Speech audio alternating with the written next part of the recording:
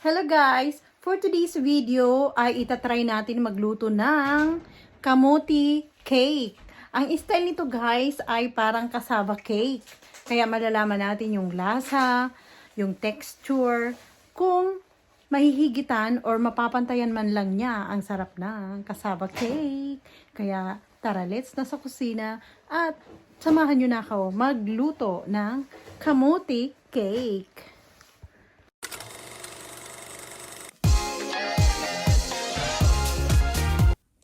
Scan to subscribe.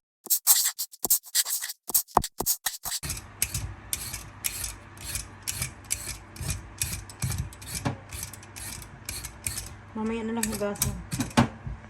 Ano muna, balatan muna lahat. Kuha pa ako ng isa, bibi.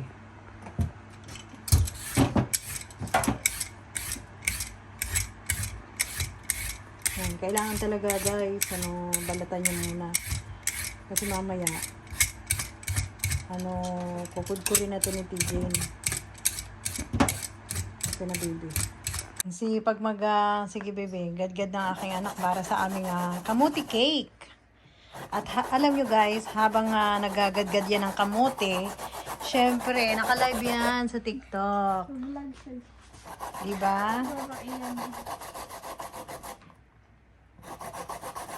Grabe ka mo.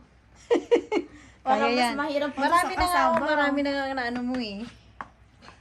Sana pala pumayag ako dun sa maliit lang na ano. Okay lang, marami naman ang gagawin ko, baby. Kaya ano lang tayo, quits. Okay. Eh?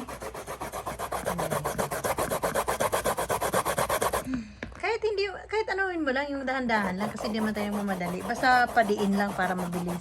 Tapos pag ganyan na marami na yung ganyan, tusok-tusukin mo siya ng para madali mo maubos. Ayan, pwede rin. Ba, alam niya yung technique. Gagawa muna tayo ng caramel. Lulusawin natin itong sugar, yung brown sugar, hanggang mag-caramelize.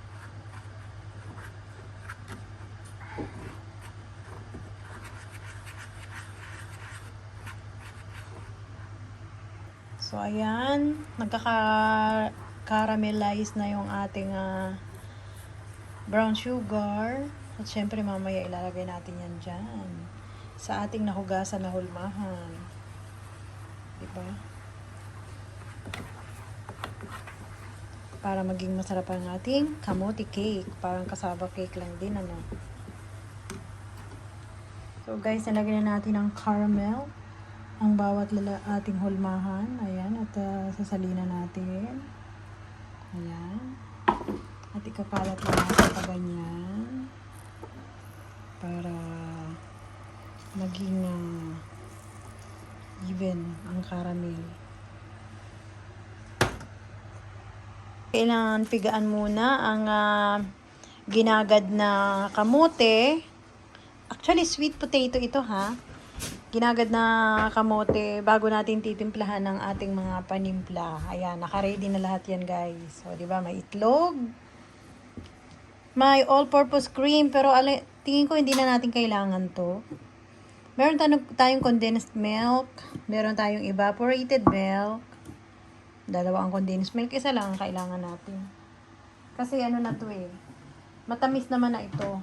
At saka syempre, yung ating butter. Pero guys, itong butter na to, kailangan tunawin muna natin bago natin i-mix dito para yung sarap talaga niya is solid na solid talaga. Okay?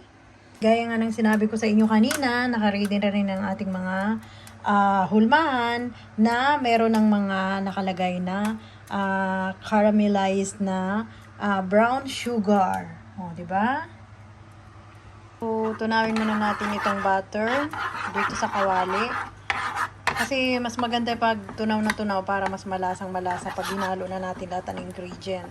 Kasi pag ganitong bilog siya, mahirap siya ikalat yung buong lasa niya sa lahat ng ating mga ingredient.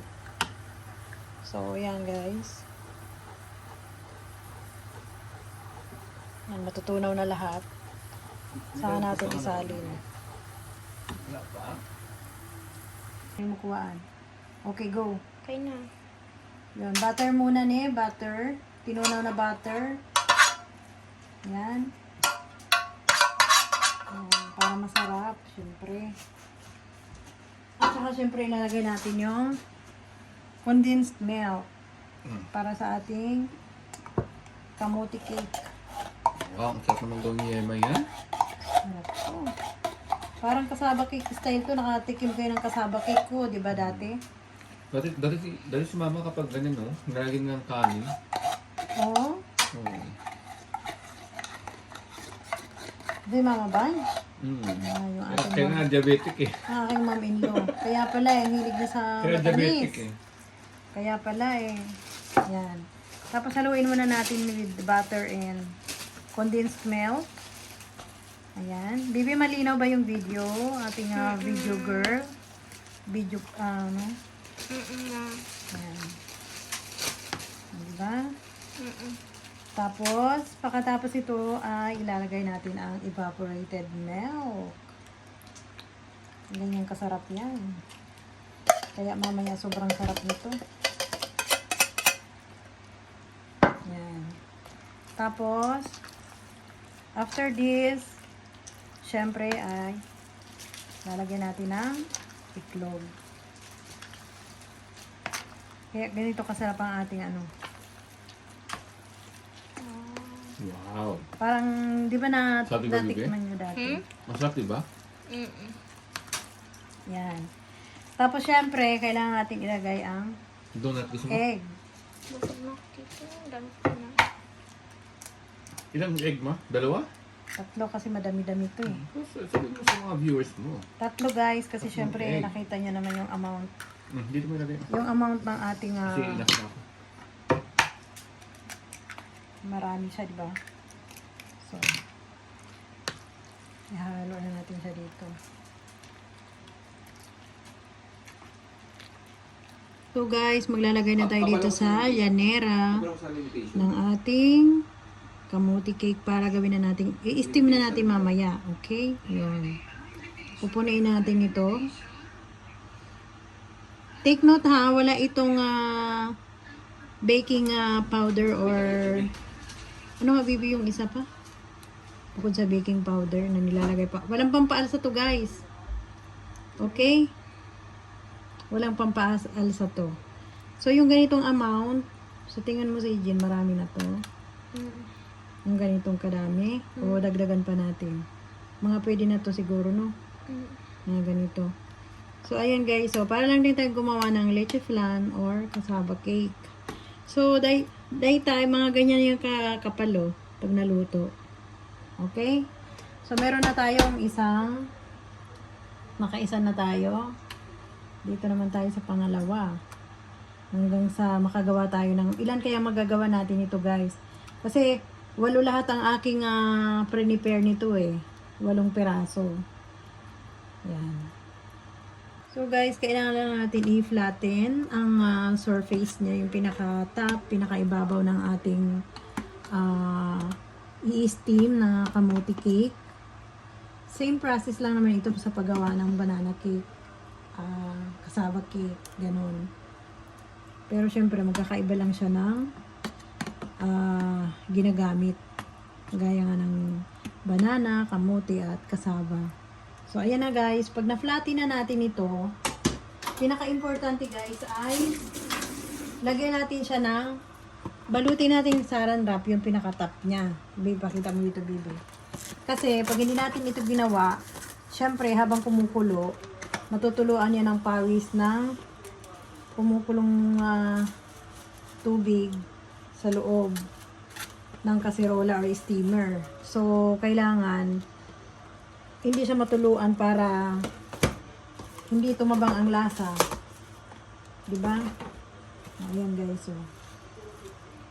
Ayan. Kailangan walang matuluan yan. Ganyan lang guys. So. Tapos, lalagyan muna natin ng dito ako mag-i-steam kasi pinakamalaking kaserola. Ipakita mo nga baby. At umatras ka. Yan o. Napakalaking kaserola niya. No? O, diba? O. Kaya, maaaring kasya na to lahat ito. Isang salangan lang to. Di ba? Nakatipid na sa gas. So, Ito nga guys, once na nabalot na ninyo ng saran wrap or plastic wrapper, pwede nyo na din yan ilagay yan dyan. Yan. Diba? Tapos patong-patungin na lang yan mamaya. Videohan ko ulit bago natin i-start yung pagpapakulo. So, napansin ko nga na hanggang 4 lang ang kaya niya. So, unang batch ito natin lulutuin, din ito yung ating second batch. O, diba? So, kailangan muna natin unang lutuin itong 4 na piraso para matakpan talaga ng mabuti. Then, i-start na natin hanggang sa maluto para matikman na natin ito. Yan. Hintayin lang natin na maluto. Finally nga, ay luto na yung ating unang batch ng ating kamuti cake. Ayan o, Duran. Yan. Ang sarap-sarap niyan guys. Bango-bango. Yan. Set aside muna natin dyan. At syempre, wag yung kalimutan syempre, lagyan ng vanilla essence para lalong sumarap ang inyong kamote cake. O, ayan. Mamaya, titikman na natin yan. Palalamigin lang natin. At tatanggalan muna natin ng takip. Isa-isa. Ilang sandali pa at matitikman na natin ang sarap ng ating ginawang sweet potato cake. In English, di ba? Siyempre, in Tagalog, kamote. Yan. Pinasosyal lang nito ang luto. Saka syempre, pinasarap lalo. Ang hirap naman ito, tanggalin ng takip. So, ayan. Palalamigin lang natin yung unang batch na 4 na piraso. At dito naman ang nakasalang na ang huling batch. Another 4. O, diba? Madami-dami yan. So, ito ang stick na to, malinis to guys, ha? So, ang gagawin natin dito is, bago natin siya isalin, kailangan muna natin ditong tusukin, palibot, hanggang pinaka ilalim, yung mga pinakagilid niya na portion. Ayan, gaya ng ginagawa ko. Nakikita nyo guys. Then, para sure na pag isinali natin dito, sure talaga na buong buo. O hulmadong-hulmado. Tapos yugyugin yung ganun. Para walang dumikit. Lahat buong buo siya pag pinasok natin. Pag isinali natin dito ng pataog ni. Okay. Kita mo baby. So, ayan na guys. Jaran! Oh! Nakita mo yun, Papa? This is our sweet potato cake. Oh my God! What can you say, TJ? Ano ba? Kasulit ba yung pagod mo sa pagkudkod? Diba? Ang galing-galing, baby. This is our sweet potato cake. Napakasarap niyan, guys. At syempre, hindi pwedeng hindi matikman yan ng aking daughter kasi siya lahat ang nag-kudkod niyan. Pinaghirapan niya talaga kudkurin yan. Parang napakasarap naman ng kamuti cake na to. Excited ka na, TJ? Kumuha ka na ng kutsara dyan. Tikima na! Excited na si Sijin. Ay, hindi na pala. Sarap. Sobrang sarap. Huwag mo na ibalik dyan kasi galing na yan sa ano mo. Harap. Sobra? Tamis. Wow. Ang tamis. Kito mo nga. Ay! Na naman. Kunti lang pa.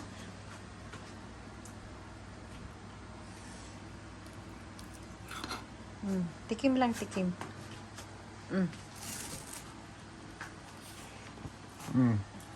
Sarap. Ano, baby? Okay ba? Yung totoo. Sarap. Parang lang din siyang kasaba cake. Parang kasaba cake. So, pwedeng ibenta. Hindi pwede na ako magbenta. Talaga? Grabe, ang ganda ng texture, oh.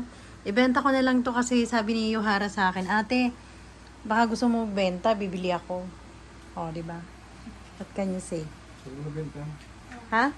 Pag mo nabenta. Oh, ayan. Na isali na yung 4 na piraso na sweet potato cake. Ang sarap, guys. Grabe. Nakita nyo naman yan, oh. Diba? Texture pa lang. Grabe na. Please follow me on Instagram, TikTok, and Facebook. If you are new in this channel, please don't forget to subscribe so that you are updated to our next videos. To those who wish to get a shout out from our video, please comment down below.